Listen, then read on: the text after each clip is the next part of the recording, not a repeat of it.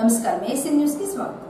అద్దెంకి నియోజకవర్గంలో ఉన్న ప్రభుత్వ కళాశాలలు, గురుకుల పాఠశాలలు, హై స్కూల్స్ కు సిఎస్ఆర్ అండదండలు ఎప్పుడు ఉంటాయని, విద్యార్థులకు మౌలిక వస్తువుల్లో భాగంగా 50 లక్షల రూపాయలు సిఎస్ఆర్ నిధులతో ఫ్యాన్లు, లైట్లు పాఠశాలల్లో, కళాశాలల్లో ఏర్పాటు చేయిస్తున్నారని విద్యుత్ శాఖ మంత్రి గొట్టిపాటి రవికుమార్ ప్రకటనలో తెలిపారు। విద్యుత్ శాఖ మంత్రి గొట్టిపాటి రవికుమార్ విద్యాలయాల్లో మౌలిక వస్తువుల అభివృద్ధిపై ప్రత్యేక దృష్టి సారించారు। ముఖ్యమంత్రి చంద్రబాబు ఆలోచనల్లో నుంచి పుట్టిన P4 విధానాన్ని ఆదర్శంగా తీసుకున్న మంత్రి రవికుమార్ అద్దెంకి నియోజకవర్గం పరిధిలోని ప్రభుత్వ పాఠశాలలు, కళాశాలలు, సంక్షేమ హాస్టళ్లలో 50 లక్షల రూపాయలతో కార్పొరేట్ సోషల్ రెస్పాన్సిబిలిటీ నిధులతో ఫ్యాన్లు, లైట్లు ఏర్పాటు చేయిస్తున్నారన్నారు। 76 ప్రభుత్వ పాఠశాలలు, కళాశాలలు, సాంఘిక సంక్షేమ హాస్టళ్లలో 1009 ఫ్యాన్లతో పాటు 1160 లైట్లు ప్రక్రియ ఏర్పాటు శరవేగంగా జరుగుతుంది।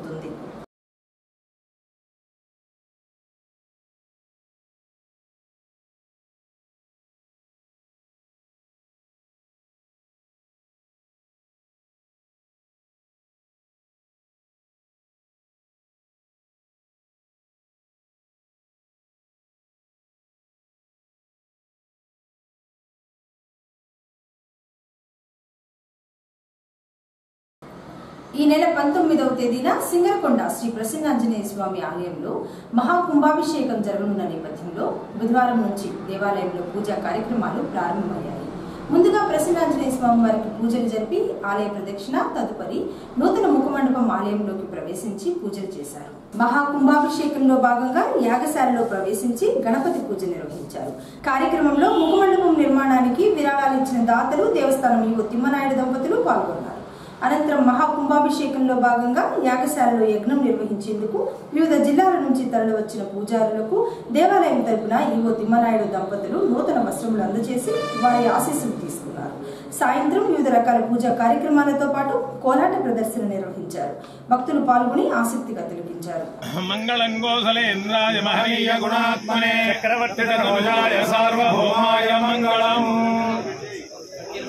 సింగరకొండ ప్రసన్నాంజనేయ స్వామి దేవస్థానంలో మహాకుంభాభిషేక కార్యక్రమం ఈ రోజు నుంచి ప్రారంభమయ్యి 19వ తారీఖు మధ్యాహ్నం పూర్ణాహుతితో కార్యక్రమం పూర్తవుతుంది। ఈ రోజున మొట్టమొదట ఈ మహాకుంభాభిషేకంలో ప్రారంభంగా ఆలయ మాడ ప్రదక్షిణ, తర్వాత ఆలయ పరివార దేవతకు నారికేళ ఫల సమర్పణ, హారతి, తర్వాత దేవాలయం ఋత్విక్కులు సుమారు 60 మంది ఋత్విక్కులు, అర్చక స్వాములు 10 మంది అందరూ కూడా యాగశాల ప్రవేశం చేసి గణపతి పూజ, పుణ్యహవాచనం, పంచగవ్య ప్రాచన, ఋత్వీకరణ కార్యక్రమం ప్రారంభమయ్యి ఈ కార్యక్రమం వైదిక కార్యక్రమాలు ప్రారంభమైనవి। ఈ సాయంత్రం ఈ అగ్నివధనము, తర్వాత ఈ హోమాలు, వేదపారాయణలు, సుందరకాండ పారాయణ, సూర్య నమస్కారాలు, రామము, ఆంజనేయము, మూలమంత్రానుష్ఠానము, తర్వాత ఈ 11 మంది ఋత్విక్కులు రుద్రైకాదశిని రుద్రపారాయణ, ఈ కార్యక్రమాలను కూడాను సాయంత్రం 5:30కి ప్రారంభమయ్యి ఈ కార్యక్రమాలు జరుగుతాయి। కావున 50 మంది భక్తులు ఈ పవిత్రమైన కార్యక్రమానికి ఇచ్చేసి స్వామివారి దర్శనం చేసుకుని స్వామి తీర్థప్రసాదం స్వీకరించి స్వామి అనుగ్రహం పొందవలసిందిగా కోరుతున్నాం।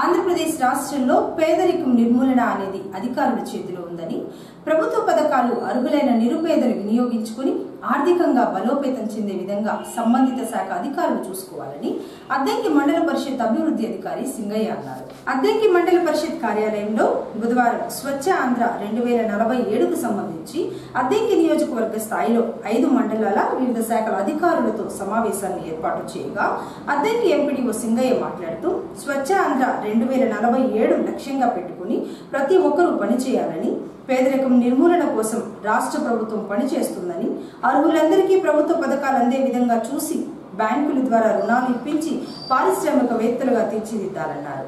రాష్ట్ర ప్రభుత్వం ఎటువంటి పథకాలు అమలు చేసినా ముందుగా అర్హులైన పేదలందరికీ వర్తించే విధంగా చూడాలన్నారు. ప్రత్యేక అధికారులతో మరోసారి స్వచ్ఛాంధ్ర 2047 సమావేశాన్ని ఏర్పాటు చేయిస్తారన్నారు.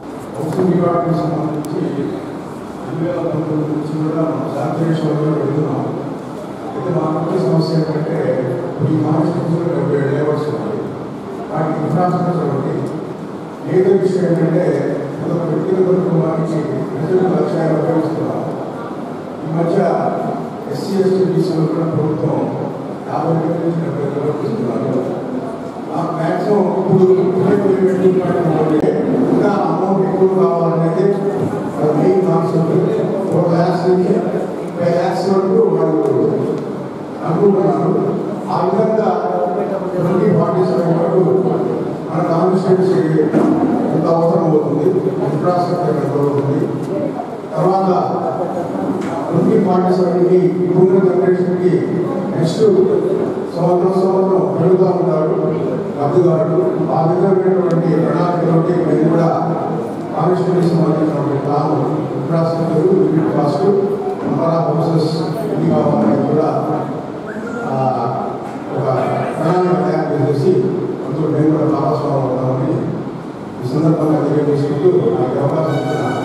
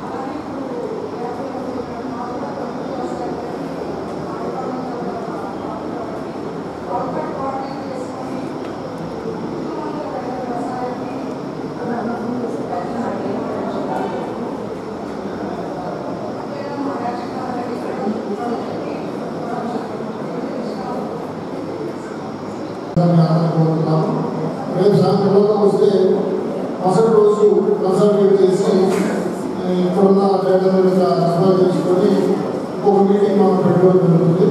ఈలోపు గౌరవ మంత్రి గారికి కూడా దీని మీద చేయడం జరుగుతుంది. ఫైనల్గా సబ్మిట్ చేసే ముందు ఒకసారి మనం కూర్చోవడానికి ఉంది. కాబట్టి ఈరోజు రేపు మీద 5 టీంలో కూర్చొని వీలైతే అందరికీ మండల ఆఫీసర్ లీడ్ తీసుకొని మిగిలిన 4 ఆఫీసర్స్ కూడా కోఆర్డినేట్ చేసుకొని ఈ డేటా సబ్మిట్ చేయాలని కోరుతున్నాం. మేడం గారు వచ్చే పరిస్థితి ఏంటంటే వచ్చిన మేడం గారు సబ్మిట్ చేసేది చెప్పారు. కాబట్టి ఈ కాన్ఫరెన్స్తో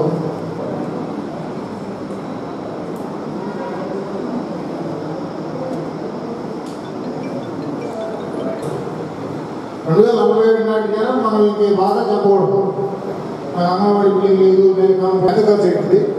ఇది మీ డిపార్ట్మెంట్లో కూడా డిస్కషన్ జరుగుతుంది. మీ డిస్ట్రిక్ట్ ఓనర్స్ కాకుండా మన కాన్స్టిట్యూన్సీకి సంబంధించిన స్ట్రెంగ్స్ అండ్ వీక్నెసెస్ జనరల్గా ఎవరికి తెలుసు. అక్కడక్కడ గ్రామాల్లో పొదుపు సంఘాల్లో చేరని వాళ్ళు ఉన్నారు. ఎందుకంటే కొత్తగా పెళ్ళైన వాళ్ళు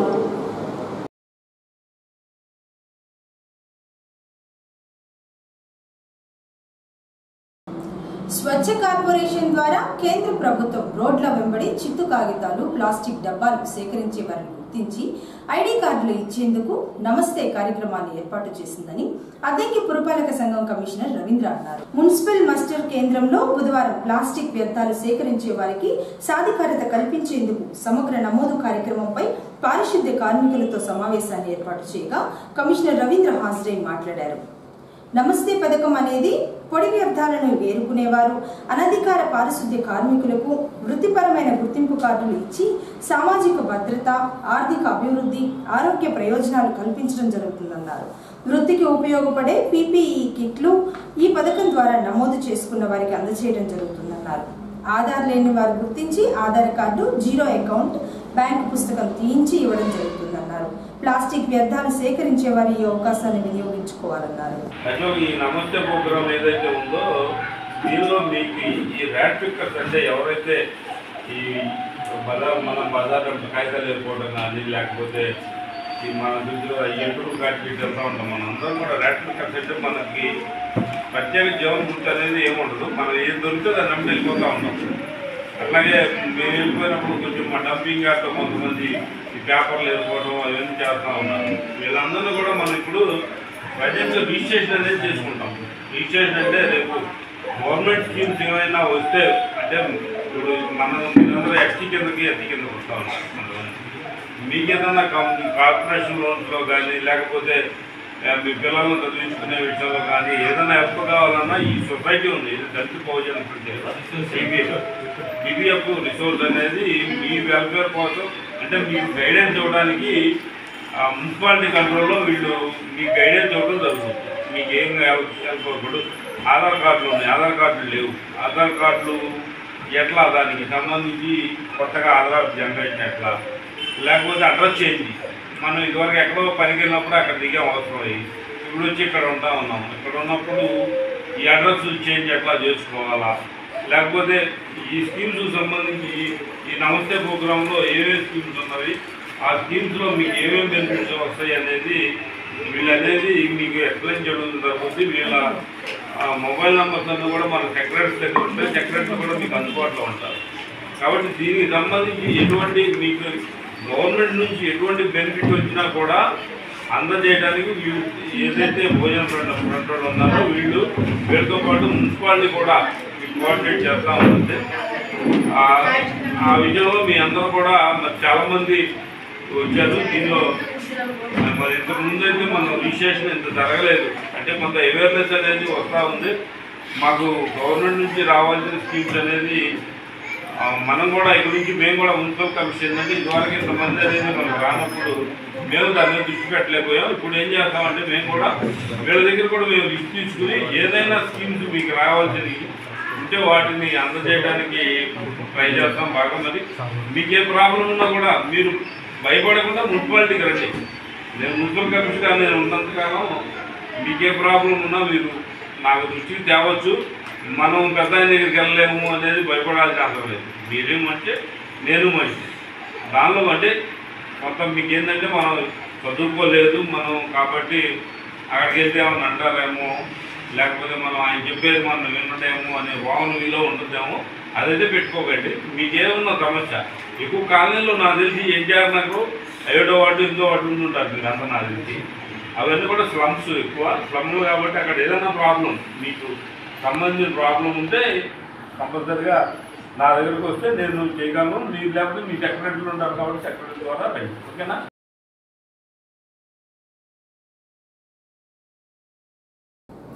ప్రకృతి వ్యవసాయంతో భూసారం పెరుగుతుందని అద్దంకి మండల వ్యవసాయ అధికారి వెంకటకృష్ణ అన్నారు. అద్దంకి మండలం గోవాడ గ్రామంలో PMDS కిట్ల పంపిణీ కార్యక్రమంలో పాల్గొని మాట్లాడుతూ 20 రకాల విత్తనాలు కలిపిన కిట్లను ఒక్కొక్క కిట్ 12 కేజీల చొప్పున 1 ఎకరాకు సరిపడ విత్తనాలు 950 రూపాయలకు అందించాలని, ఏకదళ ద్విదళ విత్తనాలు కలిపి ఉన్న ఈ విత్తనాలు సాగు చేసి పూత దశలో భూమిలో కలయదున్నడం వలన భూసారం మరియు సేంద్రియ కర్బనం పెరుగుతుందన్నారు. ప్రతి రైతు ప్రకృతి వ్యవసాయం చేస్తూ అధిక దిగుబడులు సాధించి పలువురికి ఆదర్శంగా ఉన్న రైతులను అభినందిస్తున్నారని, సేంద్రియ వ్యవసాయం వలన ఎన్నో ప్రయోజనాలు ఉన్నాయని, ఎక్కువ మంది రైతులు సేంద్రియ వ్యవసాయం వైపు మొగ్గు చూపాలన్నారు. సేంద్రియ వ్యవసాయం చేసే రైతులకు అధికారుల ప్రోత్సాహం ఎప్పుడూ ఉంటుందన్నారు. అనంతరం ఆదర్శ రైతులను శాలువా కప్పి సత్కరించారు. ప్రకృతి వ్యవసాయాన్ని ప్రోత్సహించారు. తర్వాత మళ్ళీ ఇప్పుడు 2025 నుంచి వీటికి సపరేట్ గా బడ్జెట్, అంటే ముందు డబ్బులు అందరూ సంపాదిస్తున్నారు, అందరికీ మంచి మంచి పిల్లలు వ్యవసాయంలోనే కాకుండా అందరికి ఉద్యోగాలు వచ్చి సాఫ్ట్వేర్ అట్లా మనం తినే ఆహారం అంతా కూడా కలుషితం అయిపోతుంది. ఈ మనం తినే ఆహారంలో ఎక్కువ మోతాదులో మనం పిచికారీ చేసేటువంటి రసాయనిక ఎరువులు, పురుగు మందుల అవశేషాలు ఎక్కువగా ఉండి చిన్న వయసులోనే ఈ మధ్య ఒక సర్వే చూస్తే, అంటే మనం చాలా మంది చెక్ చేయించుకోలేదు కానీ ఇటీవల కృష్ణా జిల్లాలో ఒక గ్రామంలో క్యాన్సర్ టెస్ట్ చేస్తే 15 to 20% మందికి ఆటోమేటిక్ గా క్యాన్సర్ లక్షణాలు ఉన్నట్టు మన పేపర్లో చూసాం. అలానే ఇప్పుడు ప్రతి గ్రామంలో కూడా డయాబెటిక్, షుగర్, బీపీ ఇవన్నీ కూడా, షుగర్ లేని ఇల్లు అయితే నాకు తెలిసి ఆల్మోస్ట్ లేదు, అందరిలో కూడా షుగర్ ఉంటుంది. ఇవన్నీ కూడా మనం తినే ఆహారం తోటి మనకి ఈ రసాయనిక ఎరువులు, పురుగు మందుల అవకాశాలు తిన్న ఆహారంతో ఇవన్నీ మనం డబ్బులు ఇచ్చి కొనుక్కొచ్చుకుంటాం. ముఖ్యమంత్రి గారు ఏంటంటే ఫ్యూచర్ ఆలోచిస్తారు కాబట్టి 2050 కల్లా దాదాపు ఇండియాలో దాదాపు 50 నుంచి 60% మంది క్యాన్సర్ బారిన పడే అవకాశం ఉందన్న ఒక నివేదికతోటి మనం ఇప్పటి నుంచే ఈ జీరో బడ్జెట్ న్యాచురల్ ఫార్మింగ్ అంటే CNF అని చెప్పారు, ఇప్పుడు AP CNF అని చెప్పేసి మనం తక్కువ అంటే మాక్సిమం రసాయనిక ఎరువులు, పురుగు మందులు వాడకుండా మనం సహజ సిద్ధమైనటువంటి కంట్రోల్ మెజర్స్ తోటి ఈ పంటను పండించాలన్న ఉద్దేశంతో ఒక ఇంజనీర్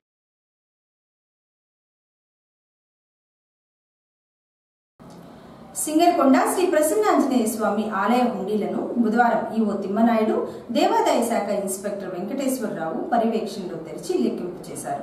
లెక్కింపులో సేవా సంఘాల మహిళలు, ఆలయ సిబ్బంది పాల్గొన్నారు. మహాకుంభాభిషేకం నేపథ్యంలో ఆలయ హుండీలను తెరిచి లెక్కించారు.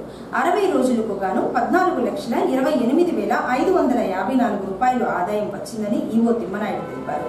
అలాగే రాతి మూక మండపం నిర్మాణానికి అద్దంకి వాస్తవ్యులు రాయపాటి హరిప్రసాద్ అనుమతి దంపతులు 1,11,116 రూపాయలు, బల్లిపురం మండలంకు చెందిన అవిసల మారుతిరెడ్డి సుభాషిణి దంపతులు 1,01,116 రూపాయలు, అద్దంకి వాస్తవ్యులు చిన్ని శ్రీమన్నారాయణ సీతాదేవి దంపతులు 1,01,116 రూపాయలు, కరి చిరంజీవి శివలక్ష్మి 1,01,116 రూపాయలు చెక్కుల రూపంలో ఈవో తిమ్మనాయుడుకు బుధవారం దేవాలయం కార్యాలయంలో అందజేశారు. వీరందరికీ దేవస్థానం తరపున స్వామివారి ప్రసాదాలు అందజేశారు.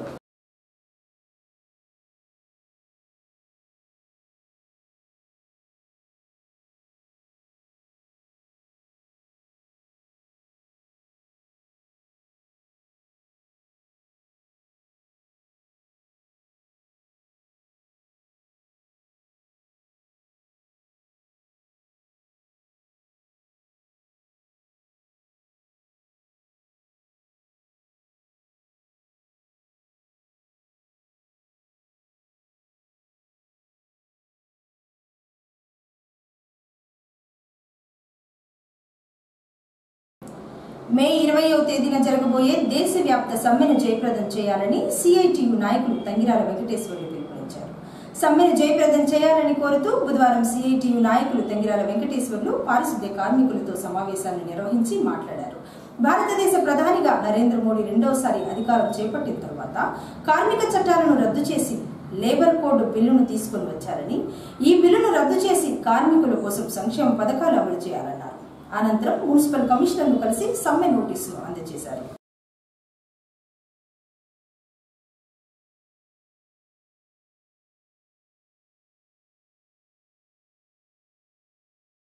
ఏసీ న్యూస్ ఇంతటితో సమాప్తం. నమస్కారం.